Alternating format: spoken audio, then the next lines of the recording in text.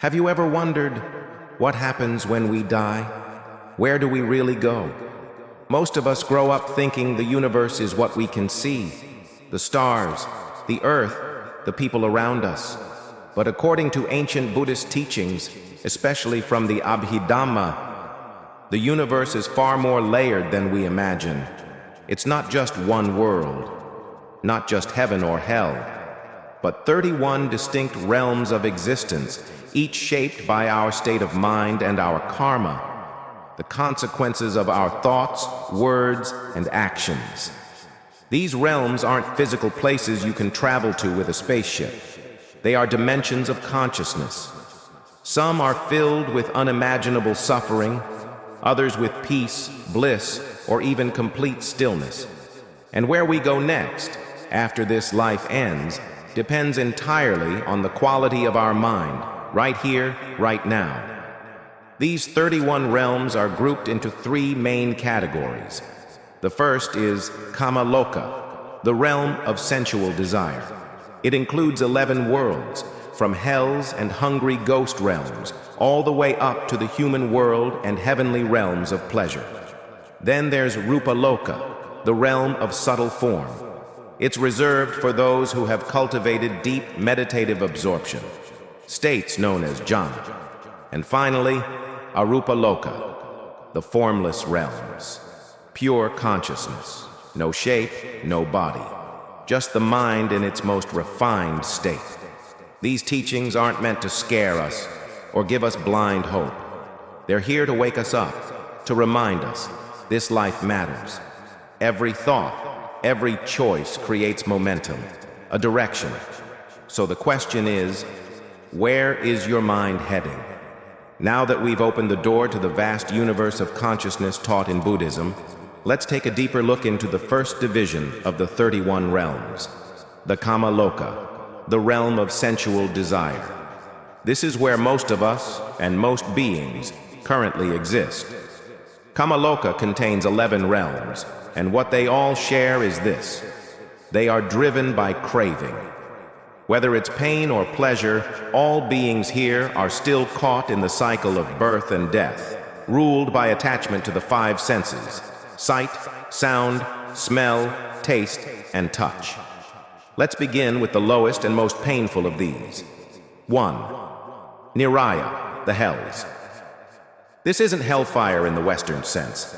In Buddhist cosmology, Niraya is a state of mind and existence shaped by hatred, violence, and intense anger. There are 8 major hells, each with many sub-realms.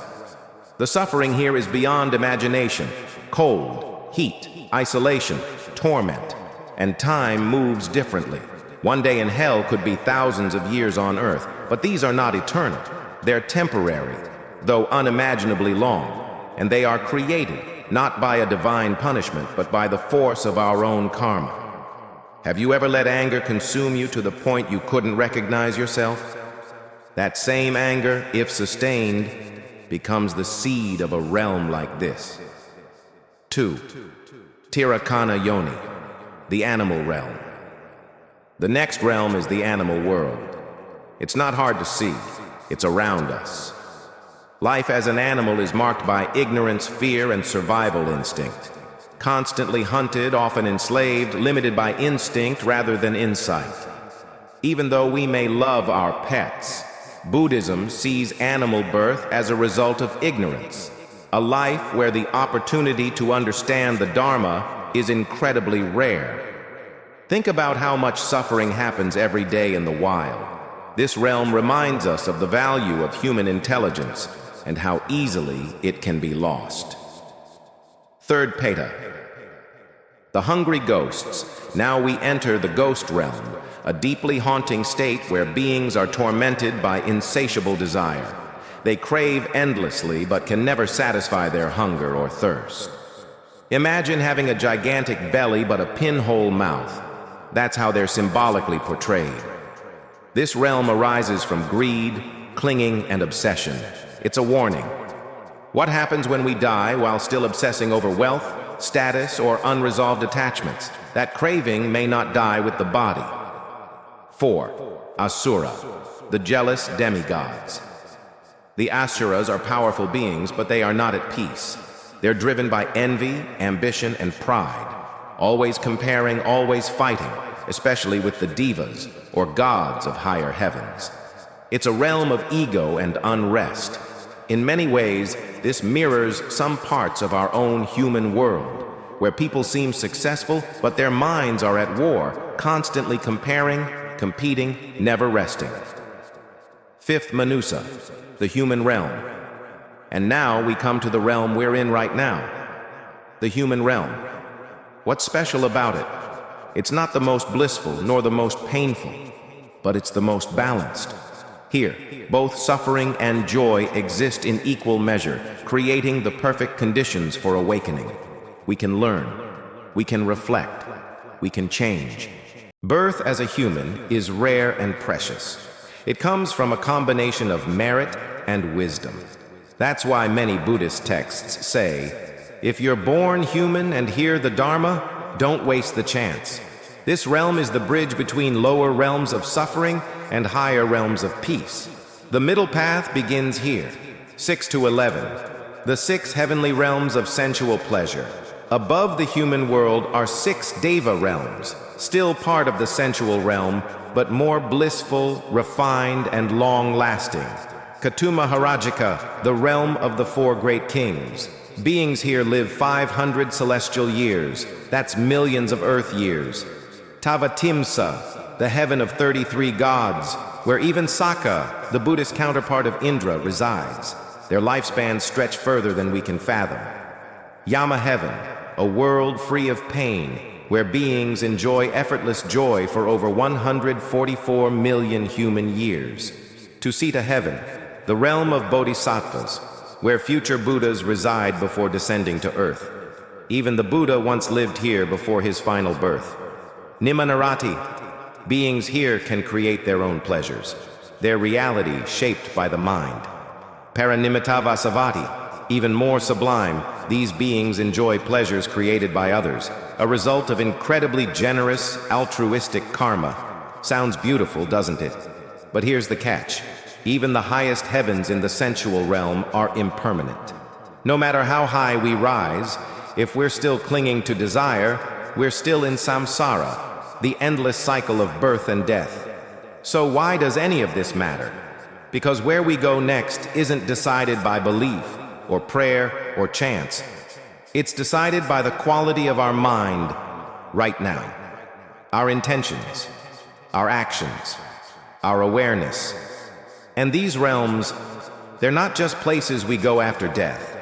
They reflect the states of mind we pass through every day. When we're consumed by rage, we fall into hell. When we're lost in desire, we become the hungry ghost. When we feel harmony and clarity, we rise, even if only for a moment. What realm are you living in right now? And more importantly, where do you want to go from here? Now that we've journeyed through the sensual realms, we enter a more subtle and luminous dimension, the form realm, or Rupa Loka. Unlike the worlds bound by craving and the 5 senses, beings in this realm have transcended desire. They dwell in profound meditative absorption, the jhanas. Their existence is shaped not by consumption, but by stillness, not by craving, but by clarity. This realm is divided into 4 meditative levels, each containing multiple heavens. In the first level, we find beings who have entered the initial stages of deep concentration. There is joy here, a bliss that comes not from pleasure but from inner stability. Think of it like the quiet happiness of sitting peacefully beneath a tree, undisturbed, fulfilled by silence. The second and third levels are even more radiant. Light becomes a symbol here, not just outer light, but the inner light of awareness. The beings in these heavens are described as shining, luminous, with bodies that seem to glow from within. They live in harmony, untouched by noise, desire, or fear. And then comes the fourth level, the most refined. Here, joy gives way to pure equanimity, a calm, unshakable peace. There is no pleasure or pain, only serene balance. This is the realm of the Suddhavasa, the pure abodes, where only non-returners, those near full awakening, are born. Let me ask you, what would life feel like if you were no longer pulled by desire? What kind of world would you see if your mind were still luminous and free? This is not just a cosmic map. It is a mirror, reflecting what's possible within you even now. Now, let's go deeper, far beyond the material, beyond even form itself. In Buddhist cosmology, the highest planes of existence are called the Arupa Loka, or the formless realms. Here, there is no body, no shape, no physical presence at all. Only consciousness remains, subtle, vast, refined through the deepest states of meditation. There are 4 levels in this dimension of pure mind. The first is infinite space, where the meditator perceives endless, boundless space stretching in every direction. The second is infinite consciousness, an awareness so expansive it becomes aware of itself, like a mirror reflecting a mirror. Then comes nothingness, a realization that there's truly nothing to cling to, not even the idea of space or self. And finally, the most subtle, neither perception nor non-perception, a state so delicate that even consciousness itself seems to flicker on the edge of non-being. These are not fantasy realms. They are attainable states of mind described by those who've mastered formless jhanas or meditative absorptions. And yet, even here, in the most tranquil heavens, it is not liberation. These realms are still within samsara, the cycle of birth and death. So we ask, is peace enough if it's temporary, or do we keep going beyond even the formless toward true freedom? So now that we've explored all 31 realms, from the depths of hell to the heights of formless consciousness, the real question is this: where are we headed? In Buddhism, our next destination after death isn't random. It's shaped by karma, especially by the final moments of consciousness before we take our last breath. Just one fleeting moment of anger, greed, or wisdom at death can determine the next place we wake up. That's why the Buddha emphasized mindfulness, not just on the cushion, but in every breath of daily life. Because the mind you train now is the mind that will guide you at the very end. But here's something deeper. The goal isn't to be reborn in a heavenly realm, no matter how radiant or blissful.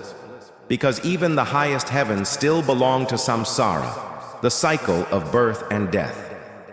The ultimate aim is to go beyond it, to reach nibbana, the end of craving, the end of hatred, the end of delusion.